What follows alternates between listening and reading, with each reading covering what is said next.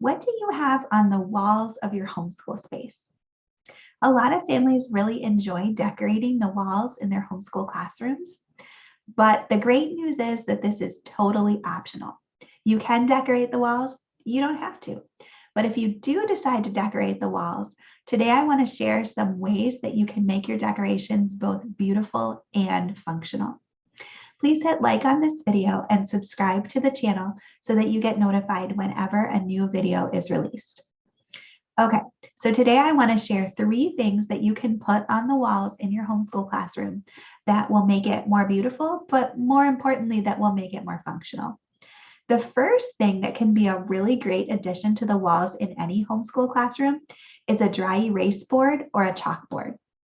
And this is great because you can use the dry erase board or the chalkboard for lessons. You can write notes, you can stay organized, or you can even use it for your kids to practice. The dry erase board could be a really fun way for kids to practice their math facts or to practice their spelling words. Kids can even practice their handwriting using a dry erase board. They're great for practicing the letters really big so that the kids can learn the strokes that are needed to make the letter.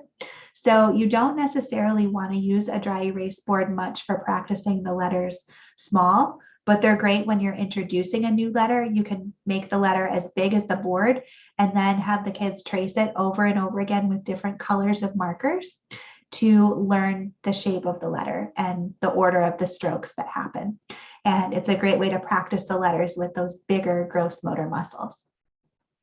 So a dry erase board can also be really helpful if you're teaching something new and maybe you want to show an example to your child. You can use that to write on as well.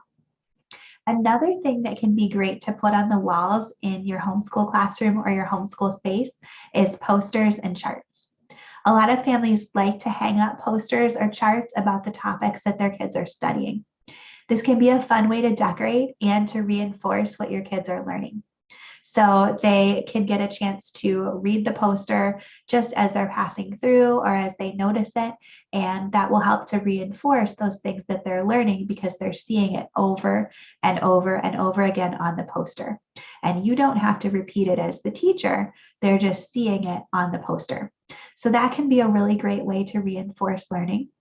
If you do decide to hang up posters, try to hang them at your child's eye level instead of your eye level.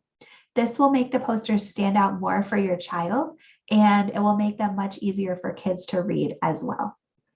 Some homeschool families also like to create a timeline in their homeschool room as part of their history lessons. And this can be a great way for kids to see how events in history are related to each other. So you might create just a large blank timeline, and then as you study the events of history, kids can add them to the timeline to be able to see how history unfolds and how the different events relate to each other. A final thing that you might consider putting on the walls in your homeschool is a bulletin board. And bulletin boards can be an easy way to change the wall decorations for your homeschool room on a regular basis. You could also create a space to hang up some of your kids' finished work on the bulletin board, or a bulletin board could be another way to reinforce important reference papers and to just display those for your kids to see. So hopefully this has been helpful. What do you have on the walls in your homeschool space?